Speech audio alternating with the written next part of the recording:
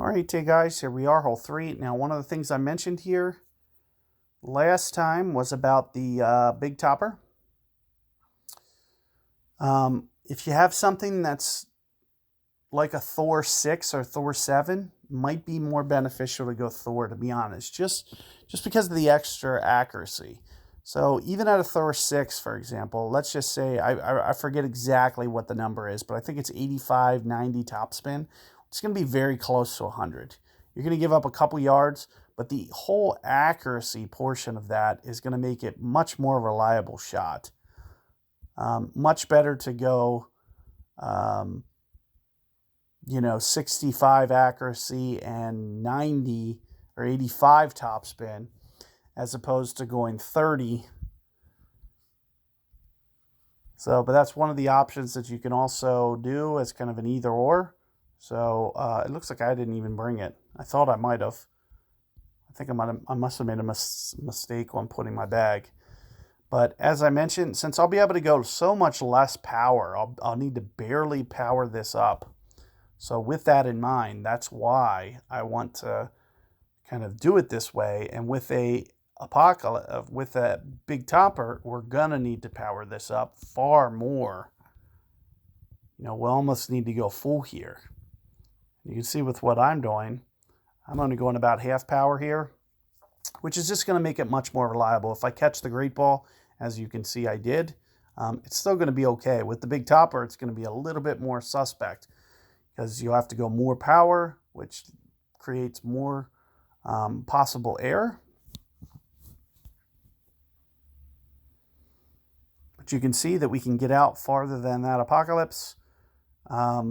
I recommend, you can go Guardian or Sniper. No matter what, I wouldn't try to do...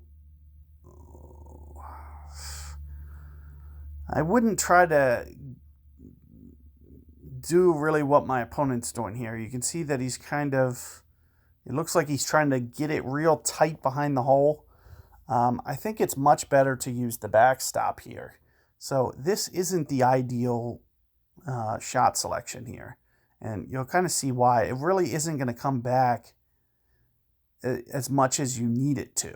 So you need to land too tight on the hole to make this work out. So it looks like his ring adjustment's pretty perfect, but you can see it barely has enough to creep back. Barely. I mean, barely. So you can see landing it that tight, it's barely going to get back. You have to almost land it right on the front of this fringe, right where he did each and every time to pull that shot off. It's much more easy to kind of play this backstop instead.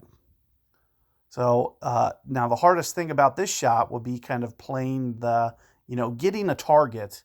So you can see with what I'm doing, I'm kind of intentionally playing it on this hill, knowing that it's going to collapse down.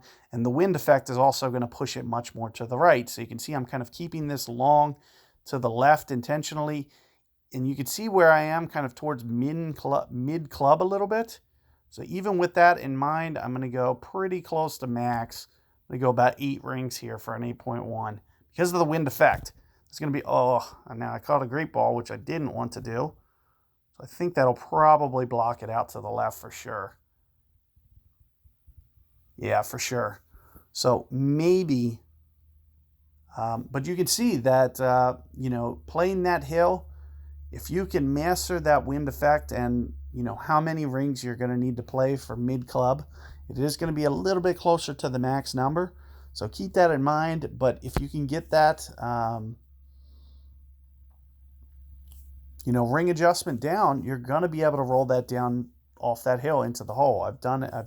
It's something that you can do. And the more times you practice it and start to hone in on that adjustment, that's the shot that you want to be looking for. Of course, it will require perfect ball. As you can see, blocking it, definitely not going to be ideal.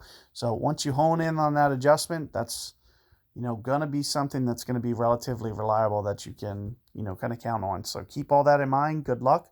See you guys on 4 momentarily.